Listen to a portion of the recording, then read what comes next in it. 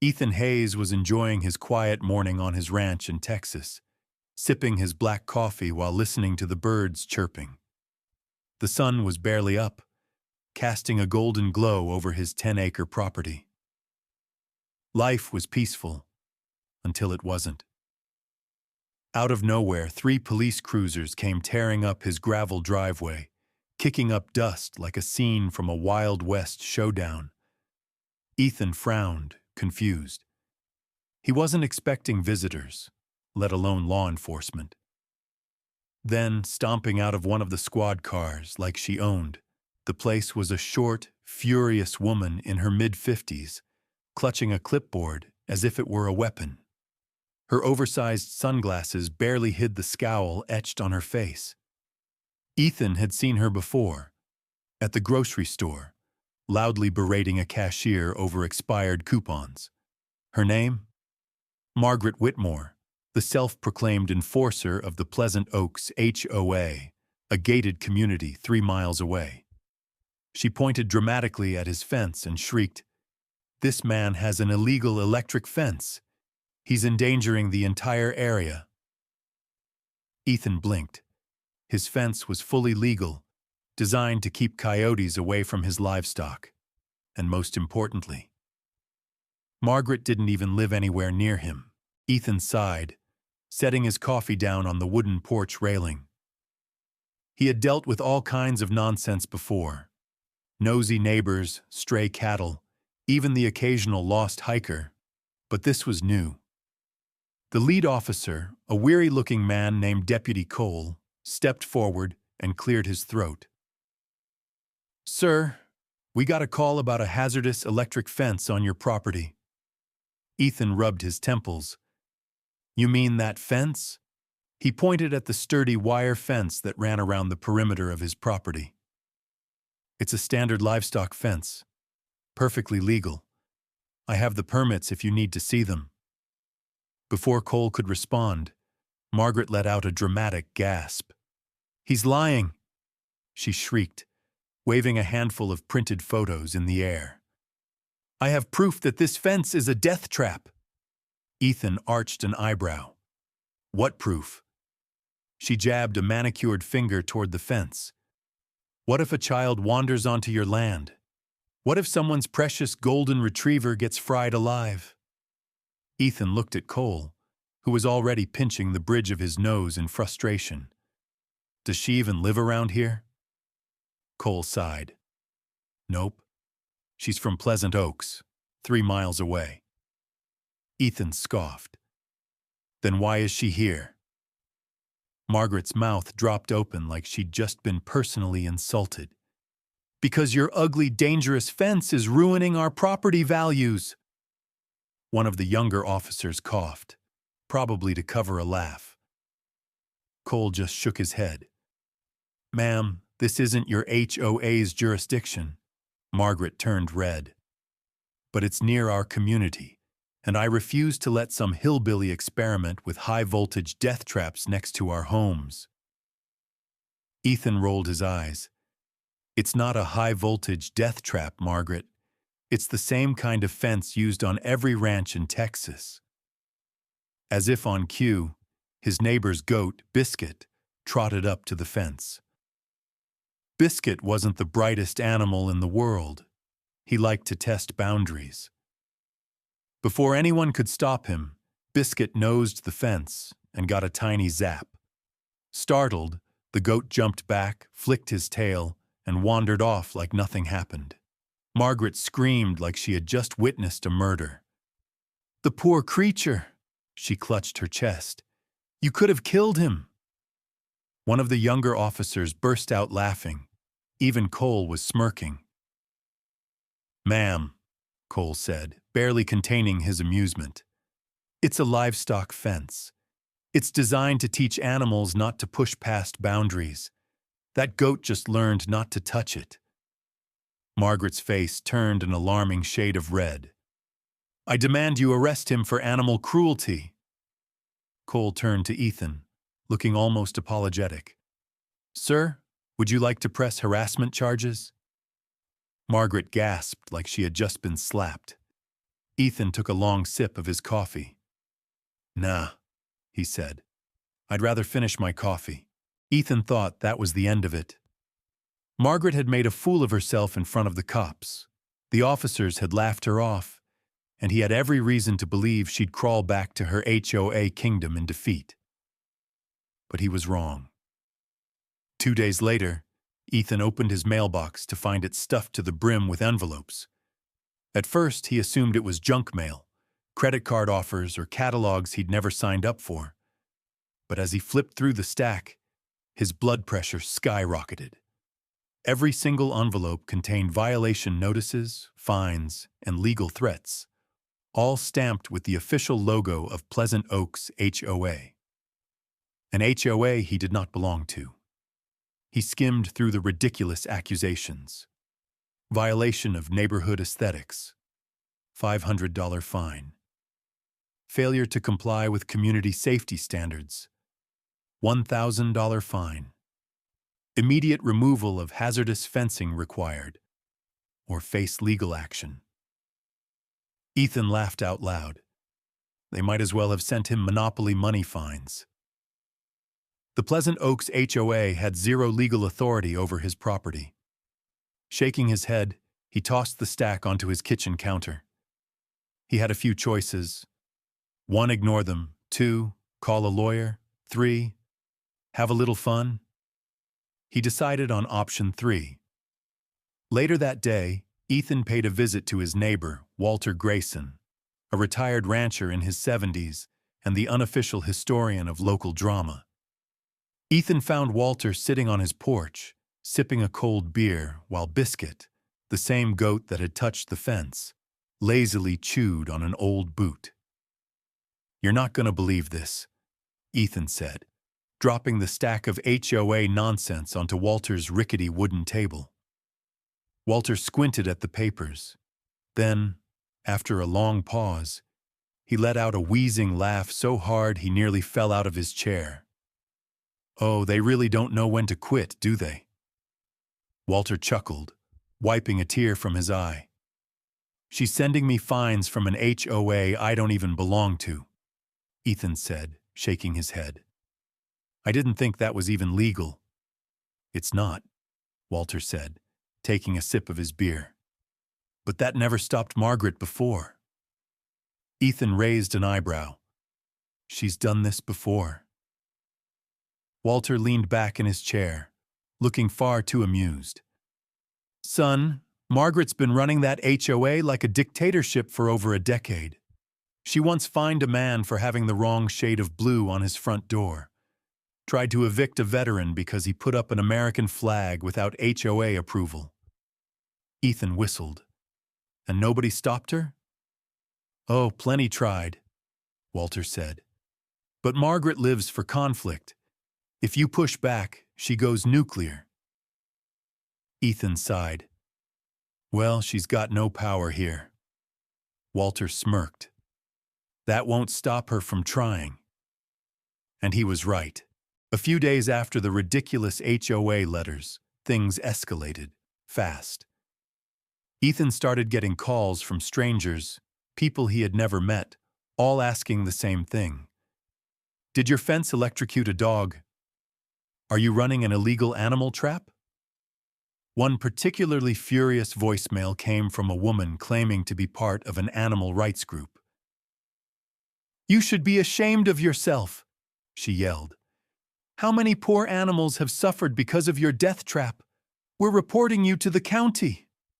Ethan had no idea what was happening until he did some digging.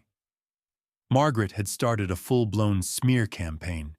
She posted a heavily edited video in Pleasant Oaks' private HOA Facebook group, claiming Ethan's fence was dangerous and had already electrocuted multiple animals. She even included stock footage of an electrocuted squirrel, probably pulled straight from Google, to make it seem like it happened on Ethan's land. The comments were a disaster. "This is horrifying! We need to petition the county to shut this down. Won't someone think of the children?" Ethan almost admired Margaret's dedication. Almost. Instead, he called his lawyer. While waiting for a legal response, things got even worse. That evening, Ethan's security cameras caught movement near his fence. Someone was sneaking onto his property. He pulled up the footage and nearly burst out laughing. It was Margaret. Dressed in all black, she crouched dramatically like a cartoon villain, dragging a dog crate with her.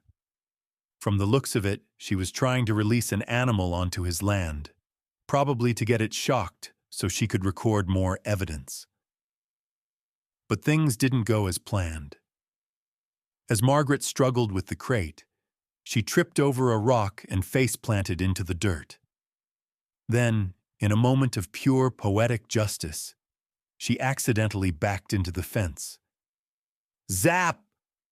The shock wasn't strong, barely a tingle, but Margaret shrieked like she'd been struck by lightning. Arms flailing, she stumbled, cursed, and finally gave up. She ran back to her car and sped off, tires kicking up dust. Ethan saved the footage immediately. The next morning, he sent a copy to his lawyer, the county sheriff, and, just for fun, uploaded a small, carefully edited clip online. Caption: When your neighbor trespasses at night and learns electric fences work as advertised. The video went viral within hours. This is the greatest thing I've ever seen. How do we nominate this woman for a Darwin Award? HOA Karen meets instant karma. And just like that, Margaret's credibility crumbled. But she wasn't done yet. Margaret's viral humiliation should have been enough to make her back down. Any sane person would have cut their losses and moved on. But Margaret wasn't sane. 2 nights later, Ethan's security cameras picked up movement again. This time, it wasn't just Margaret sneaking around with a camera. There were 2 of them. A man in a hoodie and gloves was with her, wire cutters in hand. They were trying to cut his fence. Ethan's blood boiled. This wasn't just petty harassment anymore. This was destruction of property. The next morning, before he could even call the cops, there was a loud banging on his door. Ethan opened it to find Margaret, standing there with a bandage on her wrist and pure rage on her face. "How dare you!" she shrieked. Ethan blinked. What?" "You set me up!" she screamed, pointing a trembling finger at him. Ethan crossed his arms. "You mean the video where you were illegally trespassing on my land?" Margaret's face turned an alarming shade of red. "You humiliated me. You need to take it down immediately." Ethan smirked. "Or what? You'll send me more fake HOA fines?" Margaret stomped her foot like a child. It was a social experiment. Ethan almost choked. "A what?" Margaret lifted her chin as if she had just given a perfectly reasonable explanation. "I was testing the reaction of the community to unethical animal treatment." Ethan stared at her. "So, let me get this straight. You trespassed on my land, tried to get an animal shocked, and then accidentally shocked yourself?" Margaret's mouth opened and closed like a fish. "That's not the point." Ethan smirked. "It is when the sheriff sees the footage." Margaret's eyes widened. "You wouldn't. Try me." For a long moment, she just stood there, seething. Then, without another word, she turned and stomped off toward her car. Ethan watched her go, shaking his head. But he knew this wasn't over. The next morning, he found a legal notice taped to his front door. Not a real one, of course. No actual law office or court would take Margaret seriously. But that didn't stop her from trying. The document, printed on standard office paper, was labeled Cease and Desist Order from the Pleasant Oaks HOA Legal Department. The funniest part? There was no HOA legal department. She made it up. The letter was filled with nonsensical legal jargon, including phrases like electrical warfare against the community, a public safety crisis of imminent concern. And at the bottom?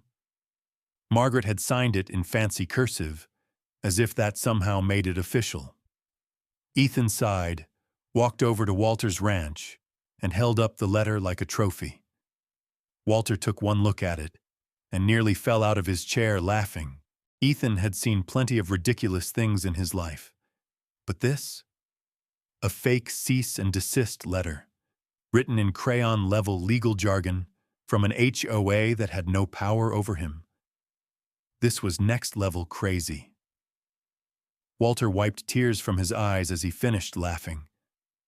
Son, I've seen kids put together more convincing legal documents for school projects. Ethan chuckled. I'm tempted to frame it. Walter smirked. Hell, we should send it to the local paper. Let the whole town see what kind of nonsense she's pulling. That was tempting, but Ethan had a better idea. Instead of just laughing it off, he decided to let Margaret dig her own grave. And sure enough, she wasted no time grabbing a bigger shovel. Later that evening, Ethan got a call from his lawyer, who sounded more amused than concerned. Well, the lawyer chuckled, Margaret actually filed a lawsuit against you. Ethan nearly dropped his phone. She what? Oh yeah, his lawyer continued, clearly enjoying this. She's claiming emotional damages due to the unsafe conditions on your property. Ethan snorted. She doesn't even live near me. Doesn't matter, his lawyer replied, still laughing. She attached a bunch of fake testimonials from people who also don't live anywhere near you. Ethan rubbed his temples. Let me guess. No actual proof. Not a shred. Ethan sighed. Fine.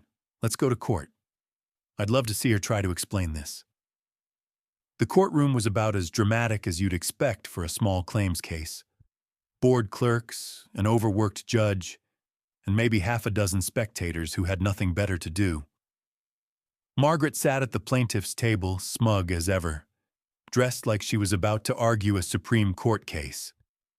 She had a stack of folders, a dramatic sigh, and an exaggerated headshake every time Ethan so much as looked at her. When it was her turn to speak, Margaret launched into a speech so theatrical, Ethan half expected someone to hand her an Oscar. She wailed about how his fence had shattered the harmony of the community, how she had suffered emotionally and physically from the stress of knowing it existed. The judge, a no-nonsense woman in her 60s, cut her off mid-rant. Ma'am, do you have any actual evidence that this fence has harmed you? Margaret hesitated. Well, I have received countless complaints from concerned citizens. The judge sighed. Do you have any documentation proving that you are legally allowed to enforce rules on this man's property? Margaret's smugness faltered. Well, no. But as a community leader, The judge sighed harder. Ma'am, this case has no merit. The defendant's fence is legal and does not fall under your HOA's jurisdiction. She slammed the gavel down.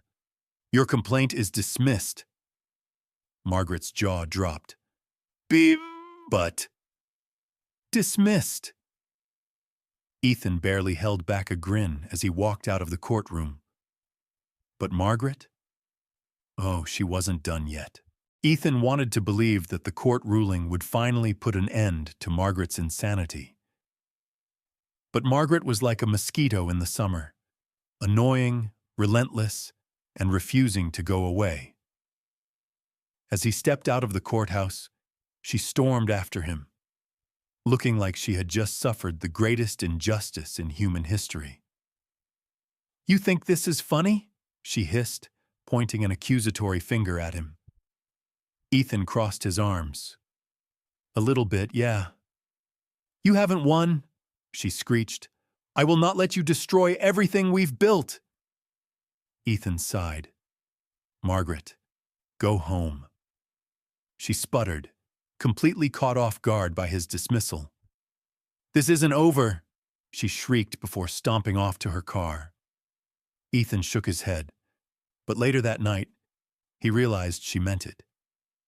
His security cameras caught something worse than before. A group of Margaret's HOA minions had snuck onto his property and spray-painted his barn with giant letters. HOA rules. That was the last straw. Ethan called the sheriff, sent over the security footage, and by morning, Margaret and her crew were getting a not-so-friendly visit from law enforcement. This time, she couldn't talk her way out of it. The officers found spray paint cans in her car, along with a handwritten list of targets she had planned to vandalize. She was arrested on the spot. The fallout was beautiful. With Margaret facing criminal charges, the HOA board members, who had once feared her, turned on her instantly. Pleasant Oaks held an emergency meeting, and in a matter of minutes, Margaret was voted out as HOA president. The same people who had cowered under her rule for years were now leading the charge to erase every trace of her influence. By the end of the week, Margaret was officially done. A few days later, a for sale sign popped up in Margaret's front yard. She couldn't handle the humiliation. Margaret packed up, left town, and as far as anyone knew, was never seen again. On the day she drove away, Ethan stood on his porch, watching as her SUV disappeared down the road. Walter strolled up beside him, beer in hand, nodding in approval. "Reckon that's the last we'll hear of her."